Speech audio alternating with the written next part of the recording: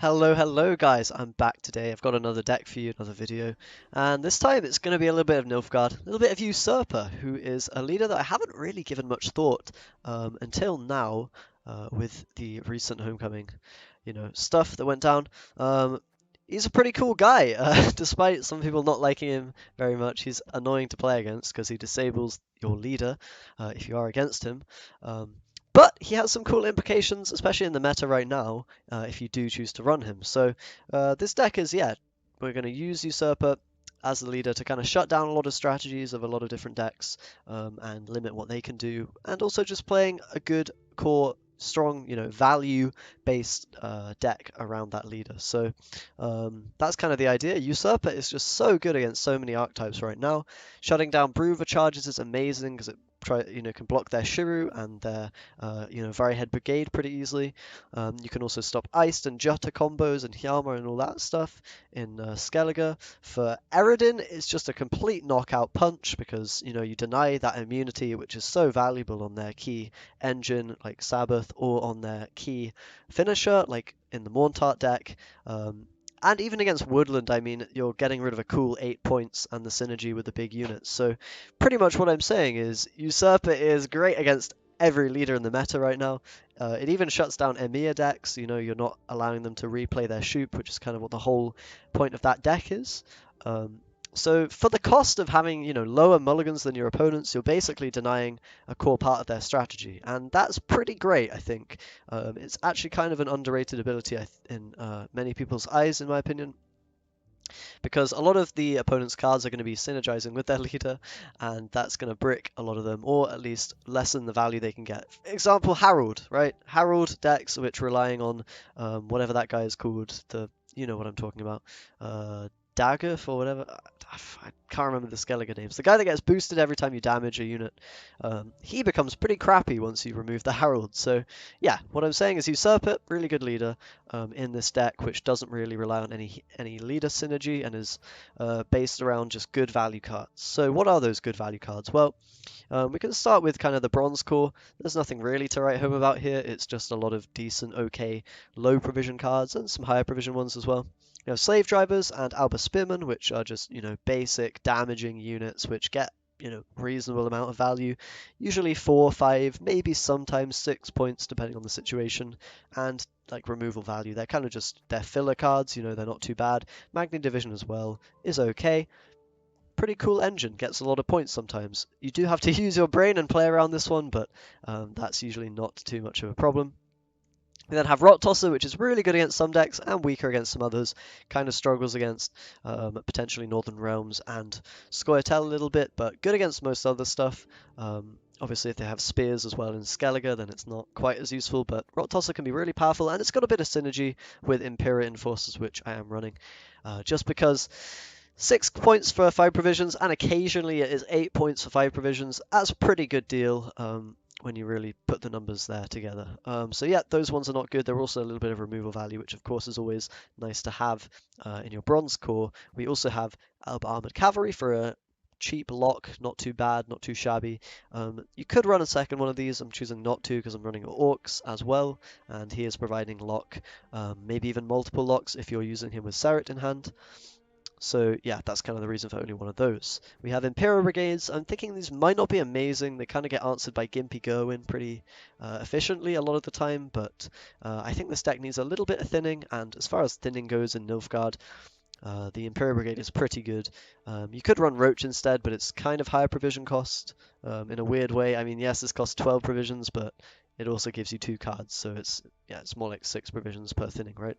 For the thinning, or whatever. You know what I mean. But yeah, I think these are good. You don't really want to run more than one brickable card, right? If you have these and Roach, then with only the one mulligan from Usurper, you can find yourself in some trouble. So that's kind of the reason we're not running too many thinning cards. The one mulligan is usually safe enough with only 1 brick in the deck. We have Assassination, and this is gonna play into the tactical nature of this Usurper deck. It's running only 2 tactic cards. That might be an exaggeration on the name, but The real power of this deck does come from the tactic cards and the Stefan Skellen, and we'll get to that in a minute. But Assassination is just another decent removal option. This deck is really good at just shutting down things like Foltest, which are relying on a lot of engines, and it just finds a lot of points naturally without relying on the removal. We also have Slave Infantry, which is really, really good in combination with Germain, of course, and he's actually getting a lot of points when you've got things like Alba Spearman and Slave Driver in your deck, and even Rot Tosser, which all provide, very small bodies that Slave Infantry can eat up and get you a lot of points with. So that's a really nice card to have in this deck. We have Arrakis Venom, which is kind of a cheeky tech, and this is kind of in answer to Witches, which are in quite a few decks. And I just found that it's decent value having a one of in in this list. Most of the time you're going to get at least 6 points, usually more, 7, 8, 9 in a lot of situations. Pretty good for 7 provisions. Orcs, of course, for the lock. Serret, because he goes well with him, makes a lot of sense. 5 damage is very nice. Unicorn Chironex in every deck. And then the real meat, the real juice, the power of this deck is coming from the Avalak, the Stefan combo, and to a lesser degree Germain and Commander's Horn. Not even to a lesser degree with Horn, as you'll see. But yeah, the idea is we have Avalak to immunize Stefan.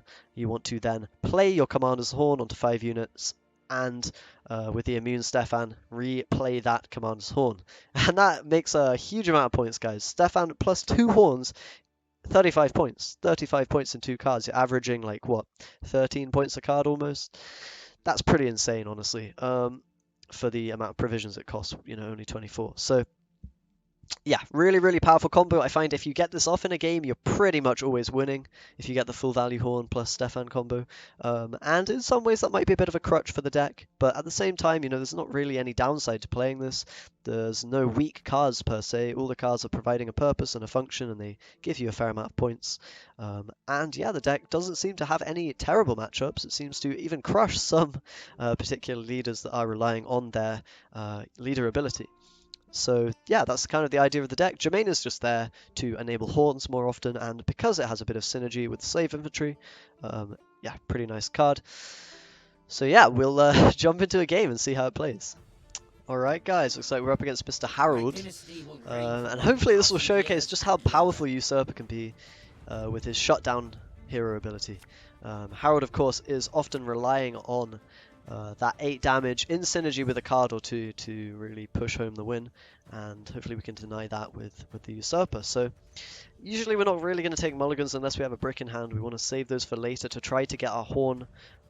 Stefan and Horn we're going to want to save for round 3 if we can, because that's going to make up our really strong finisher that we want to get off if possible. Same with Avalak, although he's a little bit more playable. If you have to make plays in round 1, for example, you can often throw him out. Here, we are probably going to go with the Magni Division, and I think we're needing to hit it with Tactical Advantage as well to make sure it survives, because he's going to have the infamous Marauder, which does 4 damage to our unit. So we'll buff up here, and we're going to play onto the Range Row because we do have some melee locked units, the Alba Armoured Cavalry, and to a lesser degree the Enforcers. And of course with Magni you're always looking at where you're going to play into. Sometimes you'll play it maybe on front row if you've got cow carcasses, Rot Tossers needing to be played on back row or whatever, but quite often it will go on the ranged row. Spear from the opponent, we could definitely go with Enforcers now if we wanted to, just get ready with that. We're going to want to play out a long round 1 if we can.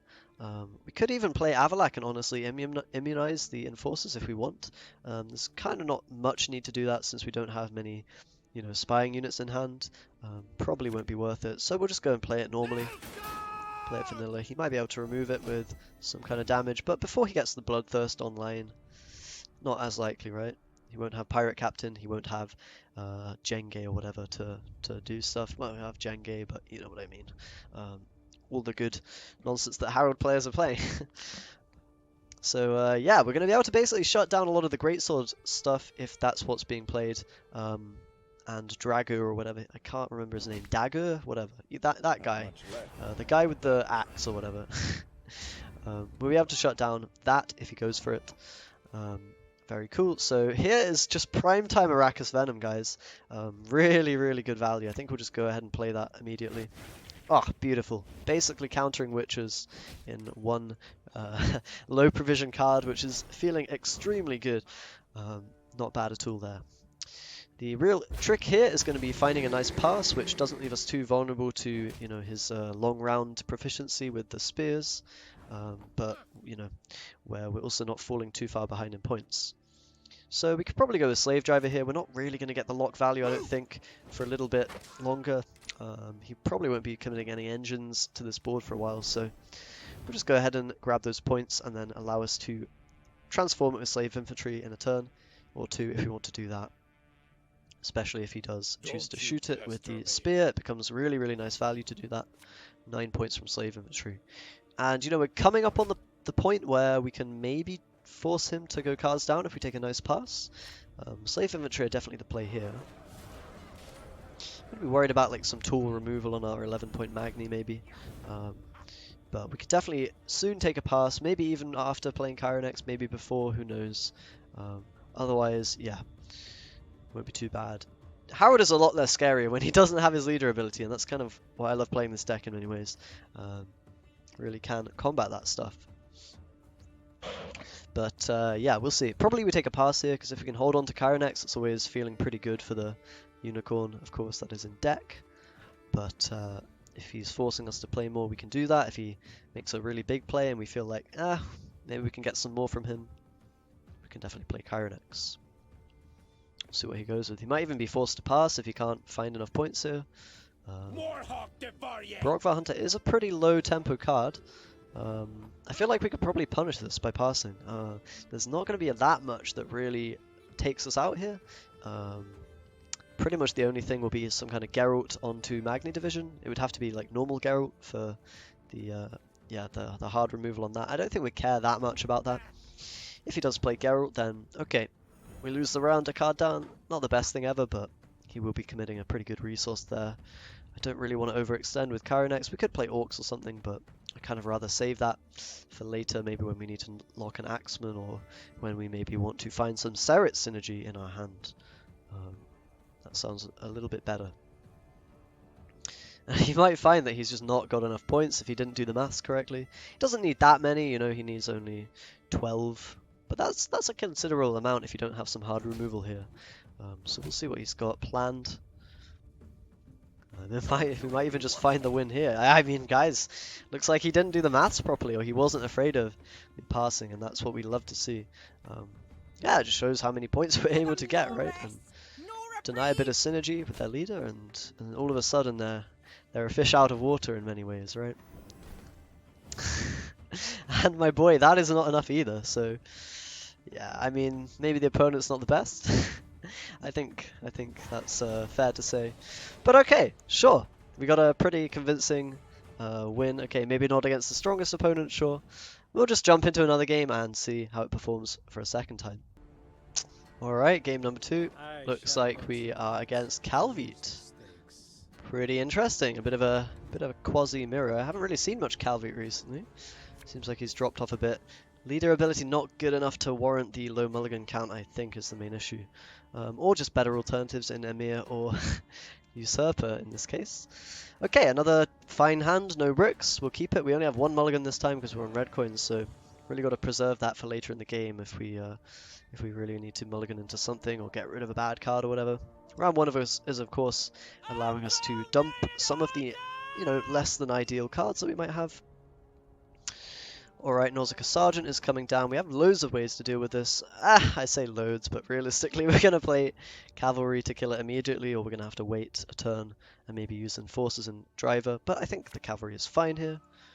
That'll give a lock tag on the board as well, which will allow Slave Driver to deal more damage if he plays another engine, such as, yeah, one of these again, or whatever.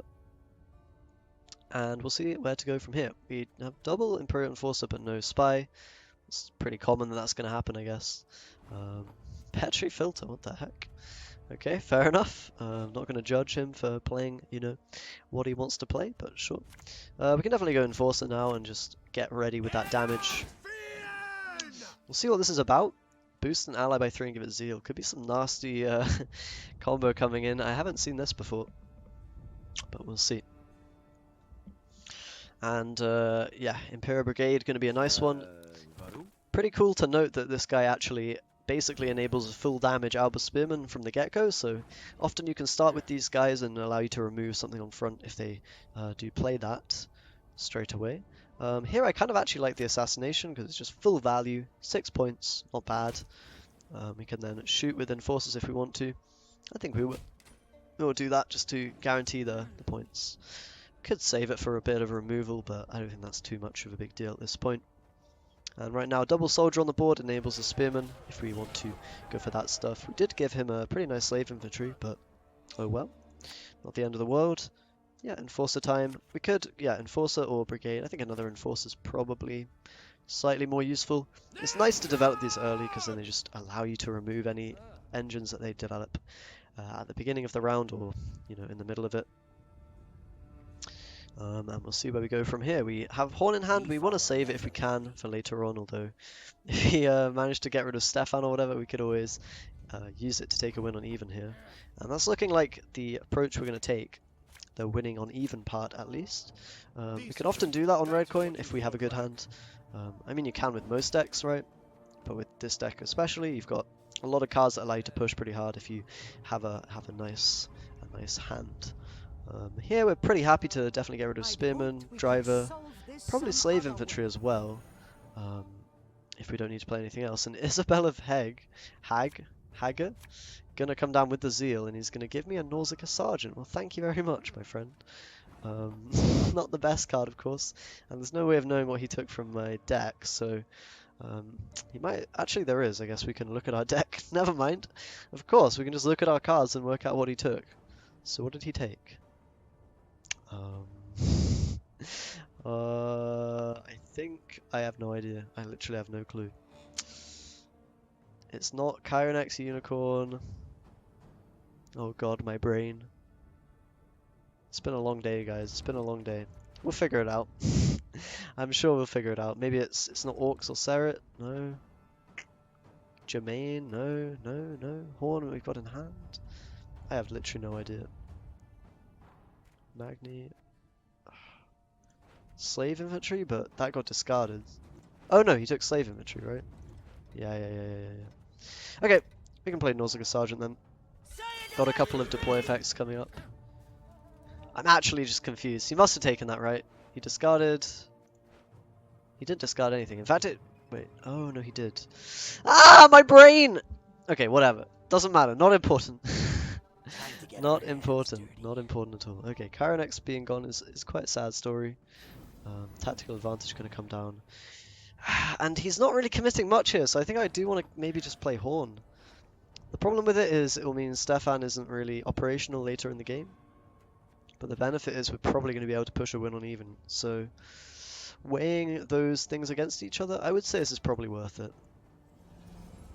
Also a little bit scared of what he might have is if he's running sort of Isabel combos.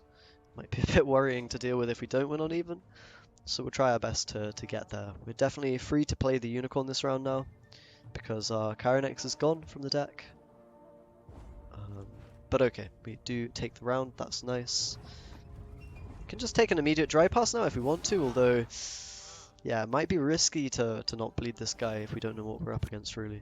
And we don't have Stefan to completely, or even Horn to, you know, blow out the opponent later on, so we're going to rely on kind of a brute force approach here. Probably going to keep this hand though, and I think, yeah, maybe dry pass is the only way. We don't really have any cards that we can play immediately here. Deck's looking a little bit thin, a little bit skinny. But with an extra card on the opponent, and him having played some okay cards already, I think we've got a reasonably fair shot at winning. This one's got spirit. He looks kind of like a Shoop deck actually. No, he's got witches. Never mind. Ignore me. I think shutting down the Calvi ability is going to be very impactful here though. He's probably relying on that to some degree. Unfortunately we don't have any tactics, so yeah, Venom, if it was a tactic that would be perfect, but it's not. So Stefan's going to be a little bit dead here, and that was the downside of playing the Horn in round 1. But we can play it and threaten, you know, something, maybe get removal from the opponent. Probably though we want to get rid of a Slave Driver or a Spearman. Spearmen are kind of more conditional, so probably play it, get rid of this one. It can be more points, but it's also more risky if they don't play into the front row, which often they won't if they expect you to be running Spearmen. So Yeah, don't really care about him interfering with the deck anymore. Unless he's got something like Tibor maybe, or whatever. Hand is not, you know, anything too crazy good. In fact, we've got quite a lot of kind of suboptimal cards, but I'm sure we'll get there with the extra card advantage. I'm going to go with Slave Driver here, I think. And we'll avoid playing in the front row for the same reason that he might. Alba Spearman being a pretty good card that a lot of people are running. I'm going to have to eventually go there with Jermaine and our own Spearman though, so that won't last very long, I don't suppose. And okay, going to be a Cantarella. Interesting. Into Magni Division. Not bad, not bad. We probably are pretty happy to slave inventory this, I think. The only concern would be we might want to turn the Rot Tosser cows into slave inventory if he's playing those. That might be a pretty nice use. We also do have a lot of cows with Jermaine, so we're not in a rush or anything to transform that. We kind of do want to be killing Magni Division, so slave inventory allows us to set up a lot of soldiers, which will make that easier, but probably playing Jermaine here is okay as well. Don't really have an issue with this. Just get a lot of ones on the board and see where we go from there. As long as we're like staying ahead and a card up, that feels pretty good. A lot of ones on our side of the board now for sure. And I think it's a little bit optimistic to think we'll be killing Magni. We just have to maybe throw cows at it and hope it dies. But that's okay. Probably can play Stefan here, maybe try to bait something like a lock that he then won't be able to use on our cow carcass. That could be good. Of course, we don't have any tactics to use, so it's a bit of a shame. The deck is only running 2. I find that if you're saving your horn, or even your assassination, which you usually won't, then you're actually often, you know, getting the value. Like, Stefan is very rarely dead unless you intentionally play horn early in the game like we did here. And you'll see we do thin out quite a bit. Actually, not that much, but yeah, the opponent's discarded some of our cards. But the thinning is it's okay. You get there in the end a lot of games.